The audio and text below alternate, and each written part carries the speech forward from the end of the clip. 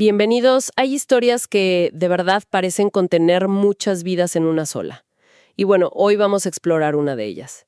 La de Juan Pablo Morales Estrada, un migrante guatemalteco que vive en el Bronx, en Nueva York. Y la razón por la que su historia llega hasta nosotros es un reconocimiento muy especial que recibió el pasado 29 de diciembre. Sí, que no es cualquier cosa. Fue cuando la Alcaldía de Nueva York celebró por primera vez el Día de la Herencia Guatemalteca. Exacto. Y eso, de entrada, ya es un punto de partida muy potente. O sea, que una ciudad como Nueva York, un epicentro mundial, le dedique un día oficial a una comunidad, es toda una declaración. Totalmente. Significa que esa comunidad no solo existe, sino que es una parte integral del tejido cultural, del tejido económico de la ciudad. Es un paso gigante. Del anonimato al reconocimiento, tal cual. Y en el centro de ese evento estaba Juan Pablo. Nuestra fuente para esta conversación es un artículo de la sección Éxitos de la revista de soymigrante.com. Y lo que nos atrapó de inmediato es el increíble, el caleidoscopio de facetas que describen. Ajá. Por un lado, es músico, es antropólogo, biólogo, pero para abrirse camino en Nueva York también ha sido handyman, instalador de pisos, cuidador de la colección de insectos del Museo de Historia Natural y hasta paseador de perros. Es que es increíble.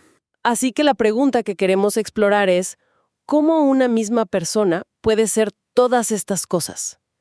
¿Qué hilo conecta al biólogo con el handyman o al músico con el líder comunitario? Esa es la pregunta clave, porque creo que en la respuesta está la esencia de la experiencia migrante.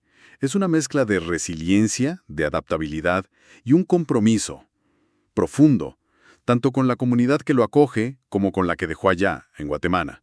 Su historia es un microcosmos de ese viaje. Empecemos por ese momento del reconocimiento. Porque cuando le preguntan cómo se sintió al recibir ese honor, su respuesta me pareció muy reveladora. A ver. Él dice, y cito, en lo personal, sorprendido. Fue una gran sorpresa, pero también muy contento y muy comprometido. Pero lo interesante es que no se queda ahí. No, claro. Y es fascinante cómo lo maneja. O sea, no es que rechace el honor, porque dice que está muy contento. Exacto. Pero inmediatamente lo resignifica. Lo toma como un megáfono, no para su propia voz, sino para la de toda su comunidad. Esa es la diferencia. Totalmente. Lo dice con una claridad impresionante. Ese reconocimiento no es para mí, es para toda la comunidad guatemalteca que ha estado trabajando en Estados Unidos. ¡Wow! Y remata. Que yo estuviera ahí parado era una representación del excelente trabajo que hacen todos los migrantes guatemaltecos. Pasa del yo al nosotros en una sola frase. Es una característica muy marcada, ¿sabes? En los verdaderos líderes comunitarios. Entienden que el éxito individual es una ilusión si no está anclado a un progreso colectivo.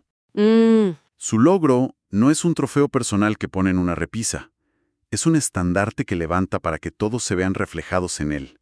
No es vanidad, es representación. Y creo que esa idea de representación se entiende mucho mejor cuando ves por todo lo que ha pasado.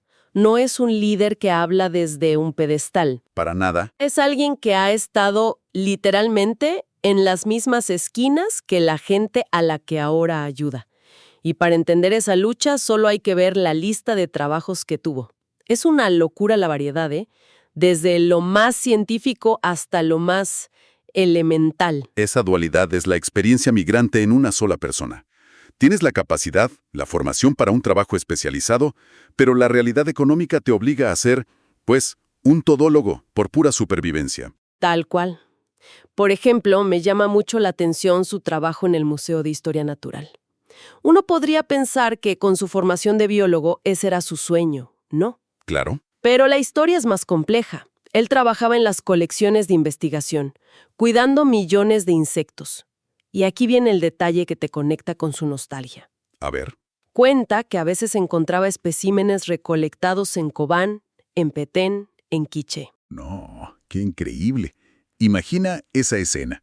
Estás en el sótano de una de las instituciones científicas más importantes del mundo, en Nueva York, y de repente tienes en tus manos un insecto que fue capturado a kilómetros de distancia en los bosques de tu infancia. Es un puente instantáneo a casa.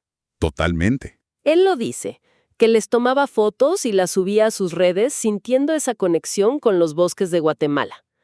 Pero claro, ese trabajo, por más poético que suene, no pagaba las cuentas de una de las ciudades más caras del planeta. Ni deserta. Y lo resume con una frase muy guatemalteca. Había que ver cómo se la rifaba uno. Y ahí es donde entra el otro lado de la moneda. El lado de la supervivencia, pura y dura. Exacto. Se paraba en esquinas y gasolineras esperando que lo contrataran como handyman. Cambió pisos, trabajó en limpieza, pintó casas, cortó pelo. Uf. Incluso dice que mató rapas. Es el contraste absoluto con el trabajo metódico y científico del museo. Y ese contraste es clave. No es solo la disposición a trabajar duro, es la capacidad de cambiar de piel, de reinventarse cada día según la necesidad. Hoy eres el guardián de un legado científico.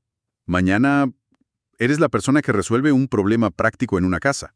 Es una flexibilidad mental enorme. Pero fíjate que en medio de toda esa lucha, hay un trabajo que él recuerda con un cariño que casi puedes sentir al leerlo. ¿Cuál? Paseador de perros. Ah, sí. Y no cualquier tipo de paseo. Cuando leí esa parte, no pude evitar sonreír. Él no los llevaba a dar una vuelta a la manzana. Para nada. Tenía una camioneta, recogía a los perros o chuchos, como dice él mismo entre risas, por toda la ciudad y se los llevaba a las montañas. A correr libres. Ya los soltaba para que corrieran y él corría con ellos. La imagen es increíble. Y su reflexión sobre ese tiempo es lo que te llega al corazón. Dice, fue uno de los trabajos más felices y de los momentos más alegres de mi vida acá. Me hubiera quedado ahí toda la vida. Esa anécdota es una joya, porque en medio de la precariedad, del esfuerzo físico, de la incertidumbre, él se las ingenió para crearse un espacio de libertad y de alegría pura. Sí. Es un recordatorio de que la vida migrante no es solo sacrificio. También es la búsqueda activa, creativa, de la felicidad en los lugares más inesperados. Es construir tu propio paraíso en medio del caos. Incluso cuenta una pequeña anécdota de una perrita mayor que un día se le quedó atrás.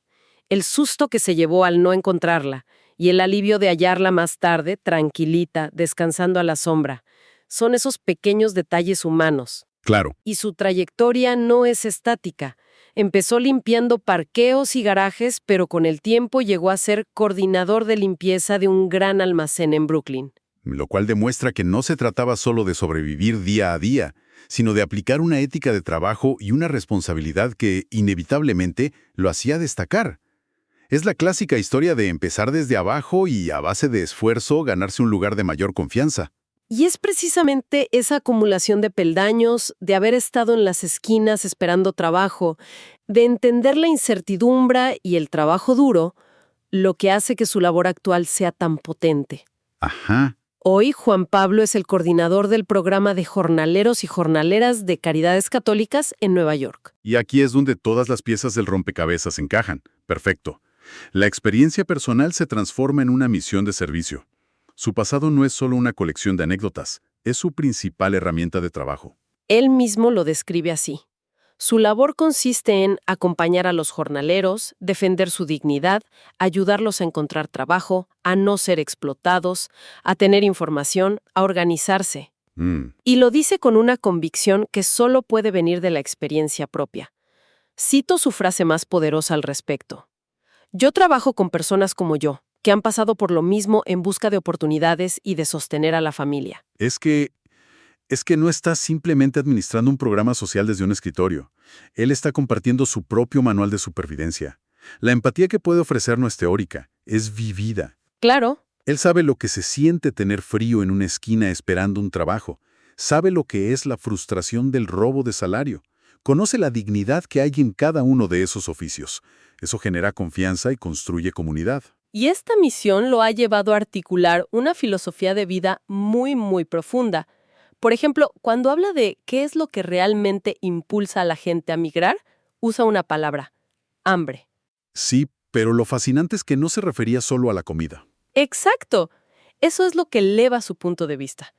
Es fácil pensar en el hambre física, la necesidad de llenar la panza de la familia, como él dice. Ajá. Pero él la empareja con esa otra hambre, la de lograr más, la de conquistar simbólicamente. Es la diferencia entre solo sobrevivir y realmente trascender. Es una definición brillante. Abarca la necesidad primaria y la aspiración humana en una sola idea. También habla de su relación con Guatemala y la describe con una dualidad que debe ser muy dolorosa. Dice, somos exiliados que seguimos amando nuestro país. Fuimos rechazados por el país, pero lo seguimos amando. Uf, qué frase. Encapsula el corazón de la nostalgia migrante. Es vivir en ese espacio intermedio. Un amor incondicional por una tierra que, en términos estructurales, te expulsó.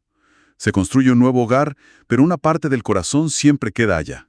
Y en esa búsqueda de símbolos que lo conecten con Guatemala, encontró uno muy poderoso.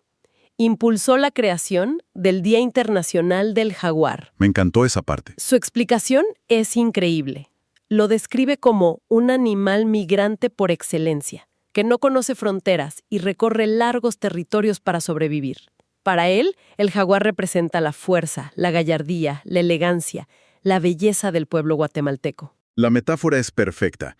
Es una forma de dignificar la migración, de sacarla del discurso de la victimización y ponerla en el de la fuerza natural. Así como el jaguar se mueve por instinto, el migrante también lo hace. No es un acto de debilidad, sino un acto de resiliencia. Conecta la travesía humana con un orden natural más grande. Y por último, el artículo cierra con su postura frente a las políticas que buscan detener la migración. Y su respuesta es casi un manifiesto. A ver. Dice, nada podrá jamás contra la vida. Nosotros no venimos a las malas. Venimos con un proyecto de vida, a aportar y construir. Aquí seguimos. Esa frase final, venimos con un proyecto de vida, lo cambia todo. Desmonta por completo la narrativa del migrante como una carga o una amenaza. Enmarca la migración como un acto de propósito, de construcción.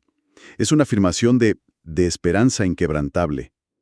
Es increíblemente poderoso. Gracias por acompañarnos. Este relato inspirador, lleno de trabajos, ingenio y servicio, proviene de la sección Éxitos de la revista de soymigrante.com, donde reconocemos las voces y los caminos de los migrantes guatemaltecos. Pero nuestra misión va más allá de contar historias. A través de Mercado, nuestro espacio de productos hechos a mano, empoderamos a artesanos en Guatemala con productos que preservan la tradición, abren oportunidades económicas y contribuyen a reducir la migración forzada. También se puede apoyar esta visión eligiendo lo hecho a mano en el mercado de soymigrante.com. Gracias por la atención. Guatemalteco e hispano. La historia de Juan Pablo nos deja pensando en cuántos talentos, músicos, biólogos, cuidadores, líderes, se esconden detrás de cada rostro que construye día a día una ciudad. Es fantástico e inspirador. Y con eso nos despedimos. Hasta la próxima gran historia.